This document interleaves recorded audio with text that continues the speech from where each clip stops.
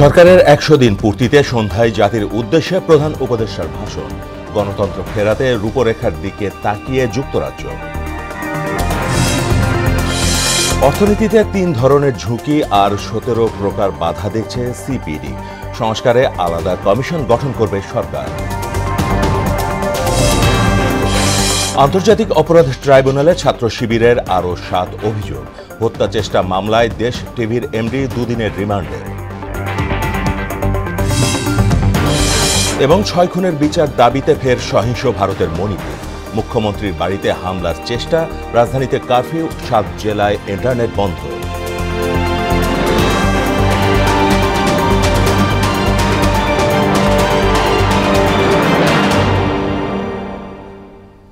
আসসালামু আলাইকুম, সবাইকে মোহনা সংবাদে স্বাগত। শুনছিলেন শিরোনাম, সঙ্গে আছি মাহমুদ হোসেন।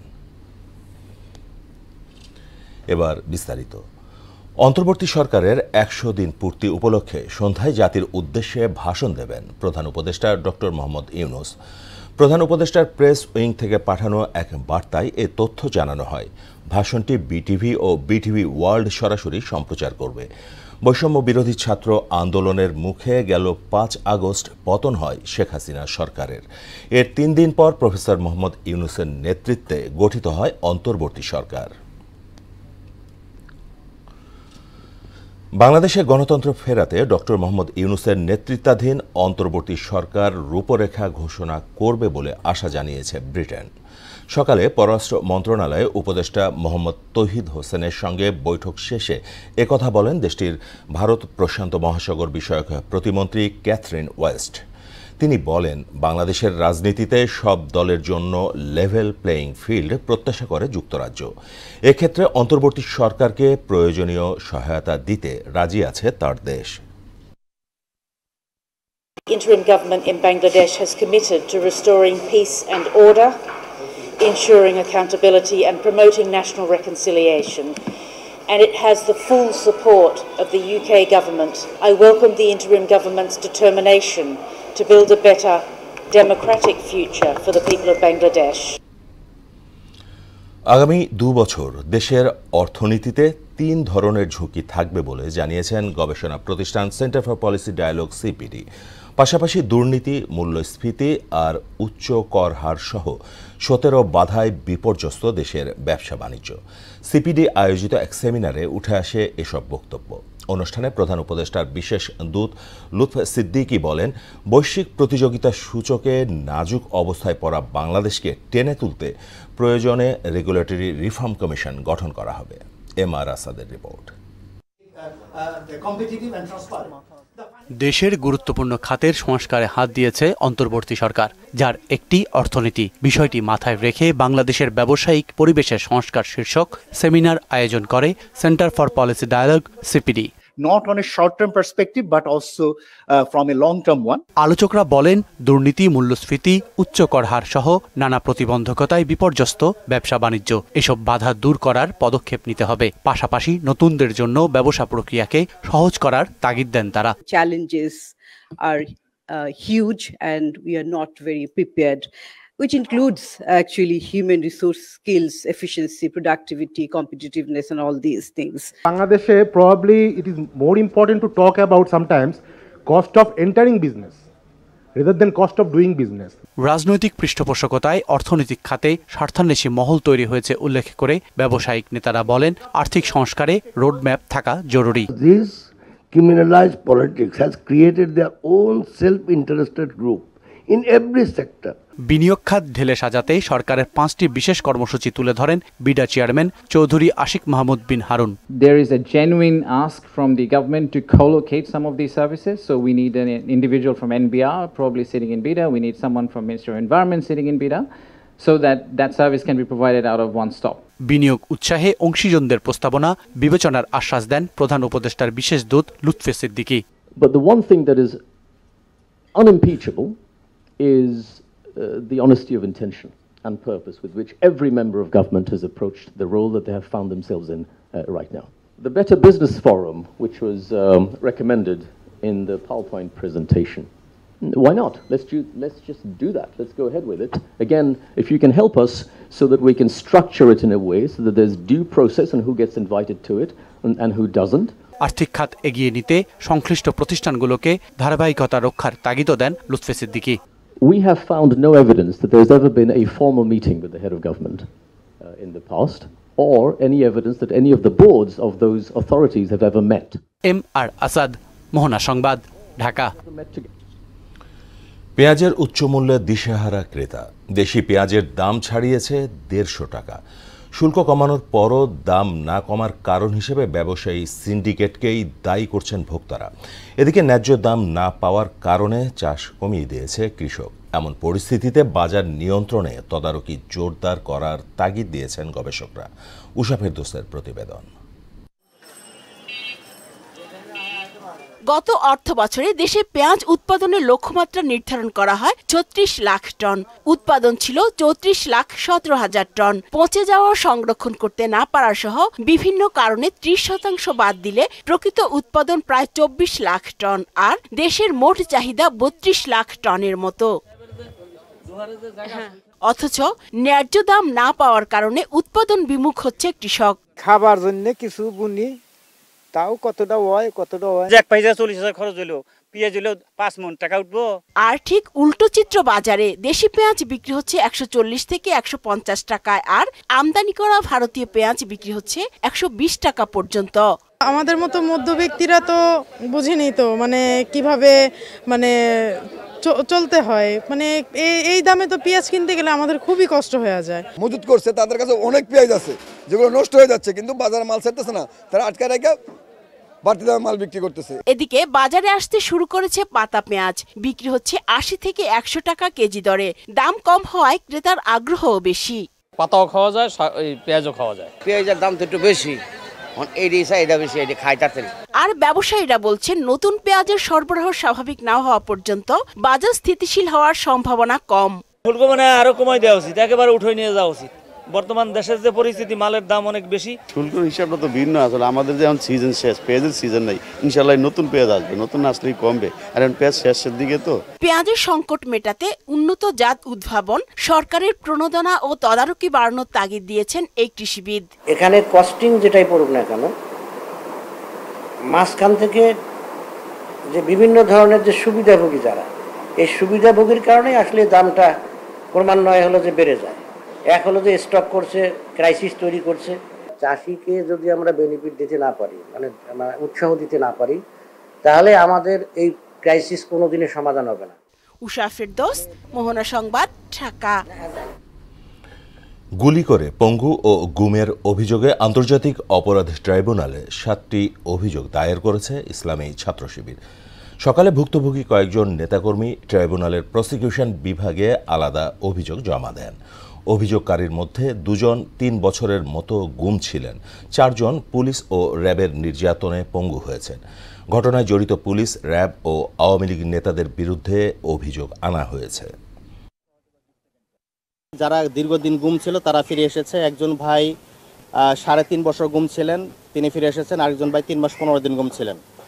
আর আরেকজন ভাই কামরুজ্জামান ভাই, যিনি ২০১৭-তে মিসিং হয়েছেন, গুম হয়েছেন, এখন পর্যন্ত আমরা তাদেরকে ফিরে পাইনি। যারা মিসিং আছে, এই মিসিং পরিবার এখানে উপস্থিত আছেন। আমরা যেহেতু আমাদের জনশক্তি তারা আছে, আমরা সংগঠনের পক্ষ থেকেও এই প্রত্যাশা জানিয়েছি যে যারা এই জুলুম নির্যাতন চালিয়েছে তারা যেন এই শাস্তির আওতায় আসে, এবং যারা মিসিং আছে তাদেরকে যেন আমাদের মধ্যে ফিরিয়ে দেওয়া হয়।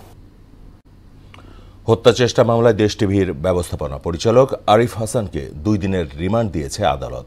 বিকেলে সিএমএম আদালতে হাজির করে 3 দিনের রিমান্ড আবেদন করেন মামলার তদন্ত কর্মকর্তা পুলিশের উপপরিদর্শক আবু সাইদ। বৈষম্য বিরোধী আন্দোলনে গত 19 জুলাই সজীব নামে এক ব্যক্তিকে হত্যা চেষ্টা মামলায় শনিবার রাতে বিদেশ যাওয়ার পথে তাকে আটক করা হয়। আরিফ হাসান বেসরকারি টেলিভিশন চ্যানেল মালিকদের সংগঠন association of television channel owners অ্যাটকোর সাধারণ সম্পাদক। উনি হলেন আওয়ামী লীগের অর্থ যোগানদাতা। বৈষম্য ছাত্র আন্দোলন থামানোর জন্য উনি যত প্রকার অর্থের ব্যবস্থা উনি করেন। পুলিশ তদন্তকারী কর্মকর্তা ওনার 3 দিনের রিমান্ড চায়। বিজ্ঞ আদালত আসামি পক্ষের শুনানি শুনেন এবং সরকারি পক্ষের শুনানি শুনেন, জামিন নামঞ্জুর করেন। 3 দিনের রিমান্ড চান, বিজ্ঞ আদালত সন্তুষ্ট হয়ে 2 দিনের রিমান্ড দেন। বৈষম্য বিরোধী ছাত্র আন্দোলনের শুরু থেকেই শিক্ষার্থীদের শান্তিপূর্ণ আন্দোলনের বার্তা দিয়ে আসছিলেন সাবেক সংসদ সদস্য আলহাজ কামাল আহমেদ মজুমদার। ছাত্র রাজনীতি থেকে উঠে আসা এই রাজনীতিক দীর্ঘ অভিজ্ঞতা থেকে তৎকালীন প্রধানমন্ত্রীকেও বার্তা দেন কোটা সংস্কার দাবি মেনে নিতে। আরও জানাচ্ছেন মনিরুল ইসলাম।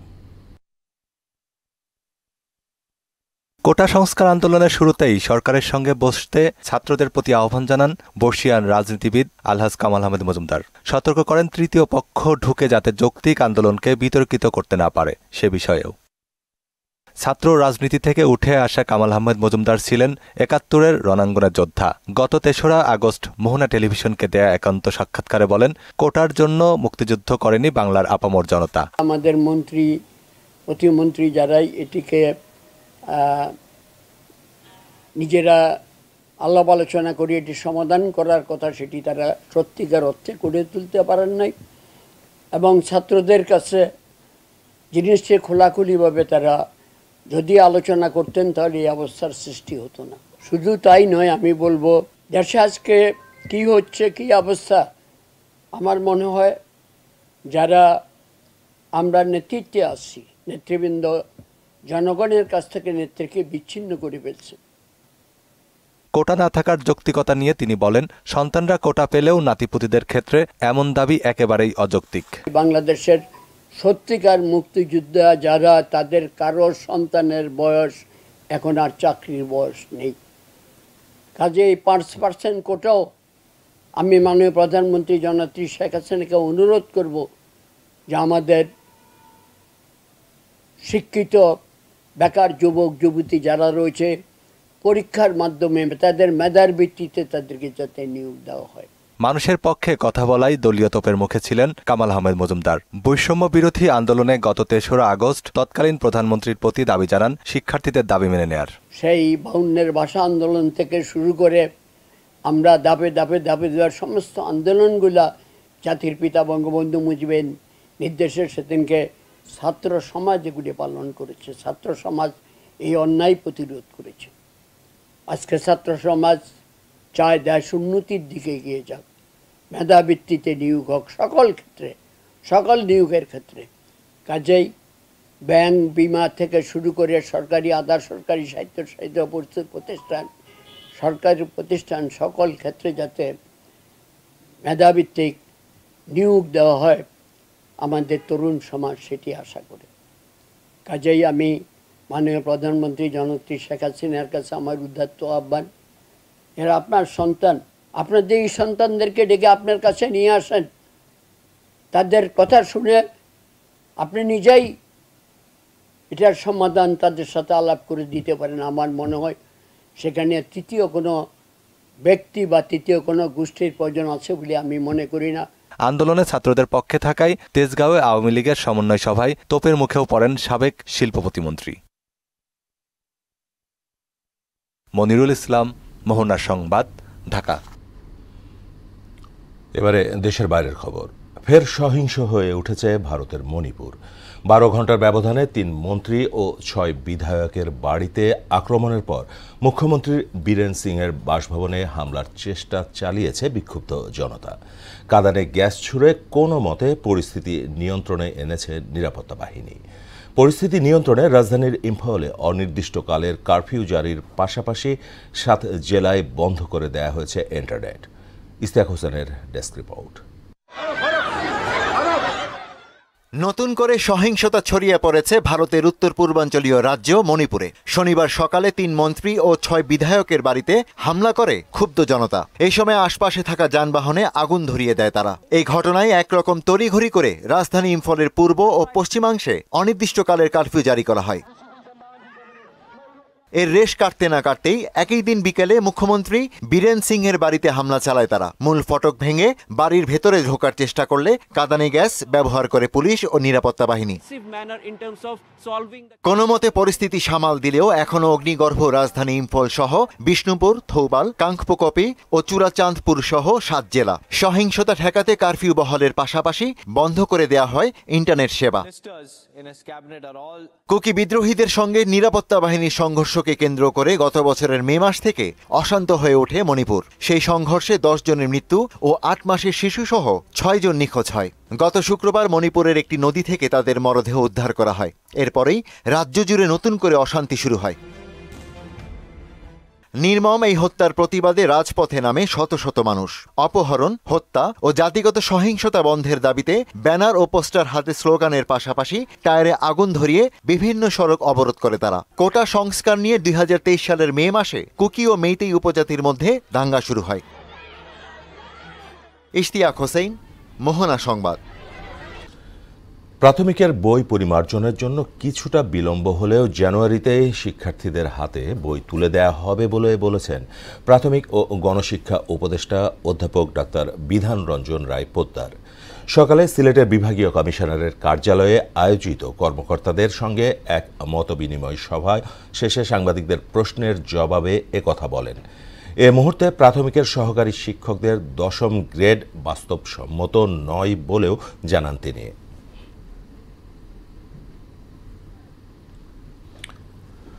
সংস্কার প্রক্রিয়ার অংশ হিসেবে সড়ক নিরাপত্তা আইন প্রণয়নের বিষয়ে বিআরটিএর দৃষ্টিভঙ্গি ইতিবাচক, এমনটা জানিয়েছেন সংস্থাটির চেয়ারম্যান মোহাম্মদ ইয়াসিন। সড়ক নিরাপদ করতে সবাইকে একযোগে কাজ করার আহ্বান জানান তিনি।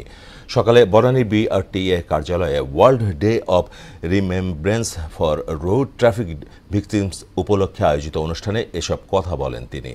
ন্যাশনাল হার্ট ফাউন্ডেশন আয়োজিত সভায় রোগতত্ত্ব ও গবেষণা বিভাগের প্রধান সোহেল রেজা চৌধুরী, হাইওয়ে পুলিশ, ঢাকা সড়ক পরিবহন মালিক সমিতি, বাংলাদেশ রোড সেফটি কোয়ালিশনের সদস্যরা উপস্থিত ছিলেন। আমাদের সম্মিলিত একটা ব্যাপার আছে, এর মধ্যে আমরা সম্মিলিতভাবে এটা অবস্থান উন্নয়নের চেষ্টা করব। ড্রাইভিং টেস্ট যে হয়, পরীক্ষা নিচ্ছে দুটো বোর্ড, কারা পরীক্ষা নিচ্ছে, কি পরীক্ষা দিচ্ছে, এটা এত অটোমেশনের এই পর্যায়ে পৌঁছালো কীভাবে? তো আমি আপনাদের সাহায্য নিব, এই জন্য আমি আপনাদেরকে পাঠাবো আমার যেখানে পরীক্ষা হয় সেখানে। আপনারা থার্ড আইতে, আমরা তো সরকারি লোক, আপনারা তৃতীয় নয়ন থেকে দেখবেন যে আসলে কী পরীক্ষা, আসলেও কোনো পরীক্ষা হয়, আসলে কি তার পরীক্ষা নিচ্ছে। কারণ সে যদি দক্ষ না হয় তাকে তো আমি একটা ড্রাইভিং স্টিয়ারিং হুইল তার হাতে দিতে পারি না। ফলে এই জায়গাটাতেও আমাদের কাজ করার অনেক স্কোপ আছে। হযরত শাহজালাল আন্তর্জাতিক বিমানবন্দরে যাত্রীদের সর্বোচ্চ সেবা নিশ্চিত করার লক্ষ্যে যাত্রী সহায়তা সেবা কার্যক্রম উদ্বোধন করা হয়েছে। উদ্বোধনী অনুষ্ঠানে প্রধান অতিথি ছিলেন অর্থ মন্ত্রণালয়ের অভ্যন্তরীণ সম্পদ বিভাগের সচিব ও জাতীয় রাজস্ব বোর্ডের চেয়ারম্যান আব্দুর রহমান খান। এ সময় এনবিআর-এর কর্মকর্তাও উপস্থিত ছিলেন। বর্তমান কমিশনার মহোদয় আসার পর থেকে আমাদের এটা প্রিভেন্টিভ অ্যাক্টিভিটিস বেড়েছে এবং এগুলো আমরা বন্ধ করার জন্য আপ্রাণ চেষ্টা করছি। ডেফিনেটলি এগুলো কমে যাবে। এটা অটোমেটেড হয়েছে অলরেডি ব্যাগেজ রুলটা, এবং অটোমেটেডের মধ্যেও যেভাবে আনা যাচ্ছে সেগুলো যাতে আরেকটু রেস্ট্রিক্টেড করা যায়, সেই জন্য আমরা ব্যাগেজ রুল অচিরেই সংশোধন করব এবং অটোমেশনই হলো সবচেয়ে বড় আনসার। এগুলো ডেফিনেটলি এগুলো কমে যাবে। হৃদরোগে আক্রান্ত হয়ে মোহনা টিভির শেরপুর জেলা প্রতিনিধি রেজাউল করিম বকুল ইন্তেকাল করেছেন। শনিবার রাত 9টার দিকে তাকে শ্রীবর্দী উপজেলা স্বাস্থ্য কমপ্লেক্সে ভর্তি করা হয়। সেখানে অবস্থার অবনতি হলে ময়মনসিংহ মেডিকেল কলেজ হাসপাতালে নেয়ার পথে রাত 12টার দিকে তার মৃত্যু হয়। মৃত্যুকালে তার বয়স হয়েছিল 55 বছর। স্ত্রী ও 3 কন্যা সন্তান রেখে গেছেন রেজাউল করিম। মৃত্যু সংবাদে স্থানীয় সাংবাদিক ও বিভিন্ন শ্রেণী পেশার মানুষের মাঝে নেমে আসে শোকের ছায়া। ভয়াবহ বায়ু দূষণে বিপর্যস্ত ভারতের রাজধানী দিল্লি। বিশ্বজুড়ে দূষিত শহরের তালিকায় শীর্ষে রয়েছে দেশটি। বাতাসের গুণগত মান বা এয়ার কোয়ালিটি ইন্ডেক্সে পৌঁছেছে দিনে গড়ে 751-তে। পরিস্থিতি বিবেচনায় সব প্রাথমিক বিদ্যালয় অনির্দিষ্টকালের জন্য বন্ধ ঘোষণা করা হয়েছে। এদিকে 295 স্কোর নিয়ে দ্বিতীয় অবস্থানে আছে পাকিস্তানের অন্যতম প্রধান শহর লাহোর। বিস্তারিত জানাচ্ছেন ইশতিয়াক হোসেন। জলবায়ু পরিবর্তন সহ নানা কারণে বিশ্বের বিভিন্ন শহরের বাতাসে দিন দিন বাড়ছে দূষণ। আন্তর্জাতিক বায়ুমান প্রযুক্তি প্রতিষ্ঠান IQAir এর তথ্য অনুযায়ী বিশ্বের দূষিত শহরের তালিকায় 751 স্কোর নিয়ে শীর্ষে ভারতের দিল্লি শহর। অর্থাৎ বর্তমান বায়ু পরিস্থিতি নাগরিকদের গুরুতর স্বাস্থ্য ঝুঁকির কারণ। এমন অস্বাস্থ্যকর আবহাওয়ায় জরুরি দরকার ছাড়া বেশিক্ষণ বাইরে না থাকার পরামর্শ দিয়েছে চিকিৎসকরা। অবস্থা এতটাই খারাপ যে এখানে অনির্দিষ্টকালের জন্য সব প্রাথমিক স্কুল বন্ধ রাখার সিদ্ধান্ত নিয়েছে কর্তৃপক্ষ। প্রবল দূষণের কথা মাথায় রেখেই এই সিদ্ধান্ত নেওয়া হয়েছে বলে এক্স হ্যান্ডেলে জানিয়েছে মুখ্যমন্ত্রী অতিশী মার্লেনা সিং। বলেছেন, পরবর্তী নির্দেশ না দেওয়া পর্যন্ত অনলাইনে শিক্ষার্থীদের পাঠদান চলবে। পরিস্থিতি মোকাবেলায় দিল্লির দূষণ নিয়ন্ত্রক কমিটির পক্ষ থেকে বিজ্ঞপ্তি জারি করে 2025 সালের 1 জানুয়ারি পর্যন্ত সব ধরনের বাজি উৎপাদন, বাজি সঞ্চয়, বিক্রি এবং পোড়ানোর উপর নিষেধাজ্ঞা জারি করা হয়েছে। এদিকে 295 স্কোর নিয়ে দ্বিতীয় অবস্থানে রয়েছে পাকিস্তানের লাহোর শহর। দূষণের হাত থেকে শিশুদের রক্ষা করতে স্কুল ও পাবলিক স্পেস সাময়িক বন্ধের পাশাপাশি সবাইকে বাধ্যতামূলক মাস্ক পরার নির্দেশ দিয়েছে কর্তৃপক্ষ।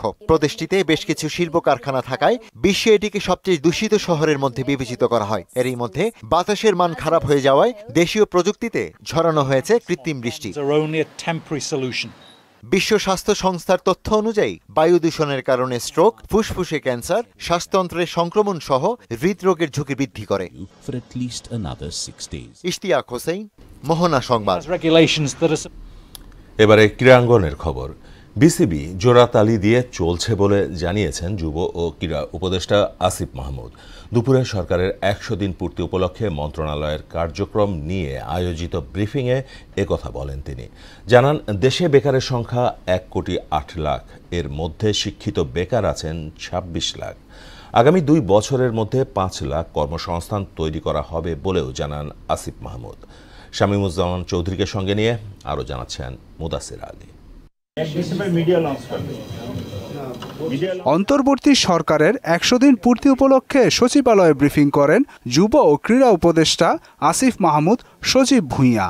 এ সময় তুলে ধরেন বেকারত্ব দূর করতে সরকারের নেয়া নানা পদক্ষেপ। রেভিনিউ খাতে 2468 জন হচ্ছে গত 100 দিনে কর্মসংস্থান সৃষ্টি হয়েছে এবং নন রেভিনিউ খাতে আমাদের বিভিন্ন ট্রেনিংয়ের মাধ্যমে যুব ক্রীড়া মন্ত্রণালয়ের যুব উন্নয়ন অধিদপ্তরের বিভিন্ন ট্রেনিংয়ের মাধ্যমে 59,296 জন কর্মসংস্থানের সাথে যুক্ত হয়েছে। বাংলাদেশ ক্রিকেট বোর্ড প্রসঙ্গেও কথা বলেন ক্রীড়া উপদেষ্টা। জানান, বিসিবিতে এক ধরনের অচল অবস্থা চলছে। আইসিসির যেই ফ্রেমওয়ার্ক আছে তার মধ্যে থেকে নিয়মতান্ত্রিকভাবে আমরা বিসিবিতে পরিবর্তনটা এনেছি এবং এটা বাস্তব যে জোড়াতালি দিয়ে চলছে, কারণ অনেক ডিরেক্টররা এখন নেই এবং কিভাবে নতুন ডিরেক্টর বা আমরা যে বিসিবির গঠনতন্ত্র আছে তার ভিত্তিতে নতুন ডিরেক্টরদেরকে আমাদের নিতে হবে। উপদেষ্টা বলেন, ফেডারেশনের জবাবদিহিতা নিশ্চিতে প্রতি বছর অডিট রিপোর্ট দেয়া হবে। কেউ যদি দুর্নীতি করে তাও খতিয়ে দেখা হবে। প্রতিটি ফেডারেশনের জবাবদিহিতা নিশ্চিত করার জন্য আমরা ইতিমধ্যে বলেছি যে প্রতি বছর তাদেরকে একটা প্রোগ্রেস রিপোর্ট, তারা কী কী কাজ করেছেন এবং অডিট রিপোর্টটা আমাদের জাতীয় ক্রীড়া পরিষদে যেন সাবমিট করে। তবে বাফুফে সহ কিছু ফেডারেশন স্বায়ত্তশাসিত হওয়ায় সেখানে সরকারের হস্তক্ষেপের সুযোগ নেই বলে জানান যুব ও ক্রীড়া উপদেষ্টা। নির্দেশনা দিয়েছে বিসিবি ইতিমধ্যেই এক্সটার্নাল অডিট শুরু। মুদাসির আলী, মোহনা সংবাদ, ঢাকা। শেষ করব মোহনা সংবাদ, যাবার আগে শিরোনামগুলো আবার।